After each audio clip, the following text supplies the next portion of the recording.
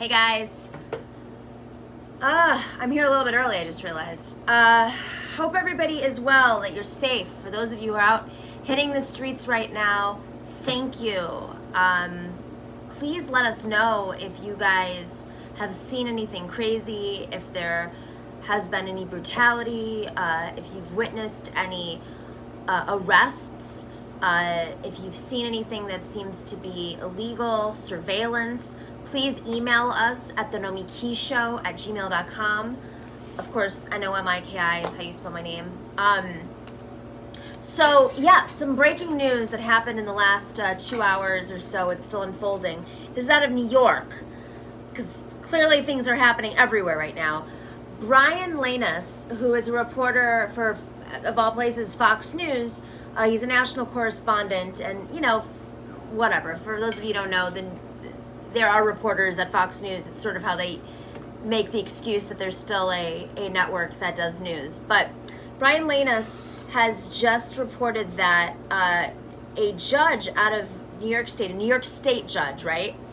Judge James Burke rules that the NYPD can now keep anyone, in parentheses, peaceful protesters arrested for curfew and criminal looters, detained for over 24 hours, given these are extraordinary times.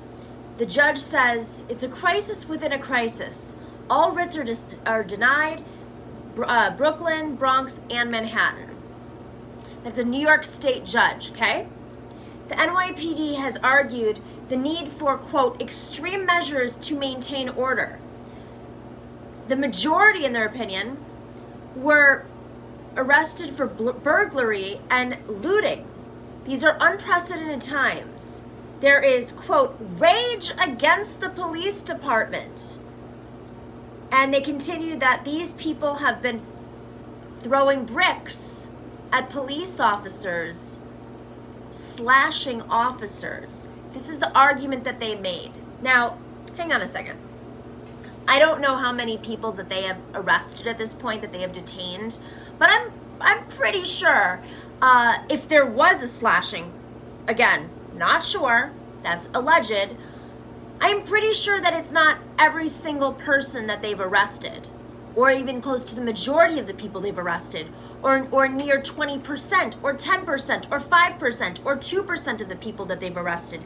They have used an extraordinary situation, which may or may not have happened, as the excuse to detain everybody for over 24 hours. The NYPD's attorney, this is continuing the reporting, the quote, has admitted that because of the volume of arrests, social distancing has not always been possible, but they have been given soap and masks. I won't call them protesters, I'll call them rioters, is what the police force's attorney says. Now, Legal Aid, on the other hand, argued that per New York State law, people cannot be detained without seeing a judge for over 24 hours, and that these people are mainly protesters for being against apparent police brutality. Legal Aid's Marlon Bowden slammed the NYPD for holding detainees for more than 24 hours. She said they have no excuse for not processing them. The reason they are doing it is because the people are protesting police brutality. And then they continue on. This is all per tweets from Brian Lanus. You can check out his tweets on Twitter. The judge said that they ruled with the NYPD because of COVID-19. So all those other reasons that the lawyer for the NYPD made are put aside, and it's really just about COVID. So think about this. They're using COVID as the excuse for detaining people for over 24 hours and putting them, let's keep in mind, putting them in detention centers and city prisons that have extraordinary cases right now of COVID still. Don't forget, New York City is the epicenter. And you are putting peaceful marchers that are being detained by NYPD for whatever reason, you're putting them into detention centers for over 24 hours without being able to see an attorney. That's not America, that's unjust, that's most likely unconstitutional. And of all places, New York City, they should know better. Where is Mayor de Blasio? Frankly, where is all Where are all of the lawmakers? I'm seeing a whole lot of people show up and protest and saying that they're with protesters. There's a lot of staged rallies. There's a lot of viral moments going around. There are a lot of tweets that are getting play. But this moment takes a lot more courage to go out there and say, and there are a lot of lawmakers, let's not forget, who are attorneys. So I would love to see New York lawmakers who are now, if they weren't before, siding with extraordinary police accountability and defunding the police force, right? I want to see these lawyers show up for the protesters who are being detained. Show up at legal aid. Support legal aid right now, because they're the ones doing the hard work of folks who are being unlawfully detained. So, continuing on, this is crazy. The judge says, I find it necessary because we are in a crisis caused by COVID-19 coronavirus pandemic, which prevents live arraignments, which in turn requires virtual arraignment, which causes delay. What? Doesn't virtual speed things up? Judge Burke went on to back up his ruling by saying given COVID-19, quote, it is simply a fact that virtual parts slow down pace of arraignments, including but not limited to because of technical issues and certainly because of increased volume. Okay, the increased volume, I don't think has anything to do, I'm not an expert here, but it has nothing to do with the fact that it's virtual. The increased volume is because the police department is choosing to arrest people based on whatever reason. You don't want increased volume? Then don't side with the police force that's arresting peaceful protesters. And then keeping them in a COVID factory. Putting them into detainment centers and jails in New York that have extraordinary high rates of COVID. This is unbelievable. We thought the Patriot Act was bad. You now have judges siding with the NYPD based on gobbledygook, not even law, using COVID as an excuse, but their whole idea with COVID is that we have to keep them the judge is saying we have to keep them for over 24 hours because we're backed up and technology is slowing us down versus live arraignments. There's no basis to that I haven't seen it anywhere. Sure, the courts have stalled, but courts stalled. They shut down and they only recently started doing arraignments and there's a backlog. I understand there's a backlog. But with that being said, that doesn't give the judge the rationale to excuse and side with the police to continue to crack down on peaceful protesters and detain them for over 24 hours. The judge, if that judge were responsible and understood free speech, which I don't know, if you're a judge, maybe that came up in 1L of law school, just maybe thinking free speech, peaceful protest, maybe.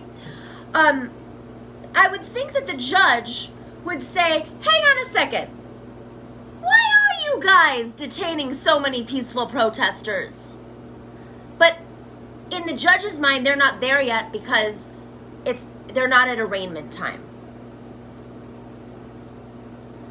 So this is now a tool, a weapon of the police force to prevent people from showing up on the streets, to prevent peaceful protesters from showing up in solidarity, because this is all about growing and expanding the movement. And right now the movement is expanding and expanding and expanding, and it's pushing pressure, it's pushing up against politicians, against neoliberal politicians, against supposed liberal politicians. Let me tell you something about New York City. You have a city full of supposed progressive politicians who supported Elizabeth Warren, who supported Bernie Sanders, who continue or who have taken police union money up until 3 days ago, who take real estate money that is very involved in redlining, who become the props of social justice, but behind closed doors, may not be so. Show up in front of cameras, who I want to hear them say that they are for defunding the police and they're going to present that bill and vote for that bill. And they're going to go out there and organize coalitions. I want to see them show up and fight back against these rulings. Go to war with the unions. Not put pressure on the police union, but go to war with the police union. Because this is clear coordination. I do not see one elected official calling this out right now in New York, and you have no reason not to. You are a supposed progressive city. You are the center of COVID right now. Where are the leaders? I don't want to see you in front of the cameras. I don't want to see you sending out press releases that you're going to take a knee. This is not a branding opportunity for your political career. Peaceful protesters are being locked up and detained by the NYPD, and judges are saying it's okay because there's a tech issue? We might have several more cases of COVID just when things are starting to finally turn around in the city. The numbers are going down. We might have several more cases because not only are people not social distancing, now they're being put in jails with folks who have been untreated in those jails. These are not Democrats. Where are our lawmakers right now? I'm not just talking about Mayor de Blasio right now. I'm talking about all of the Democrats who are elected in New York City. Cool, you're marching on the streets. So is everybody else. Where were you? Supposed progressives? Cool. You're taking a knee. That's amazing. You stand with the majority of the city. I would like to see you stand up to the police union, not just give money back. I would like you to challenge these kinds of arrests, because this is going from an issue of George Floyd's death, and it is revealing every single crack in the system. It is revealing all of the flaws right now that our Democratic lawmakers and supposed progressive lawmakers have. It's not just about following the money anymore. I want to see you present the bills, fight for the bills, organize the coalitions. Be courageous, not just give a speech when the cameras are on. If you don't think police union money and real estate developer money have something in common, you're not paying attention as a Democratic lawmaker.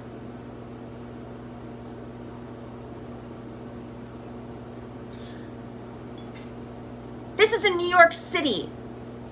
You know, a few years ago, when the police were spying on Muslims, we saw that as an injustice. It took a while because originally our Senator Gillibrand, was all for it.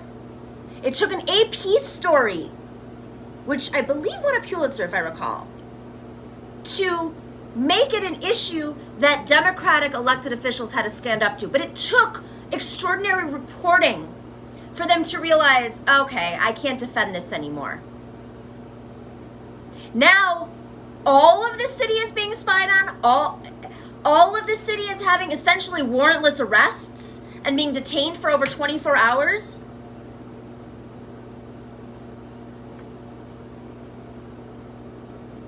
This is a joke. This is a joke. The leadership in New York City is a joke. And I understand that there are extremely powerful interests that back a lot of these politicians and hold them hostage.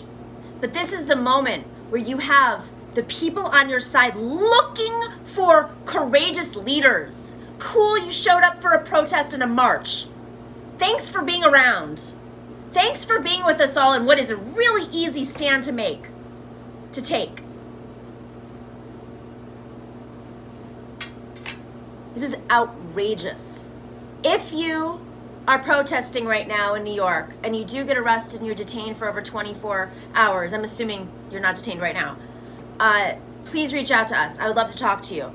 In the meantime, we're going to be reaching out to lawyers in New York who work on aid, legal aid, to find out a little bit more. I'm also going to be looking for leaders, elected officials, who are doing this. I ask you guys as a movement to stop listening for the rallying cries, stop listening to the major speeches, and dig a little bit deeper.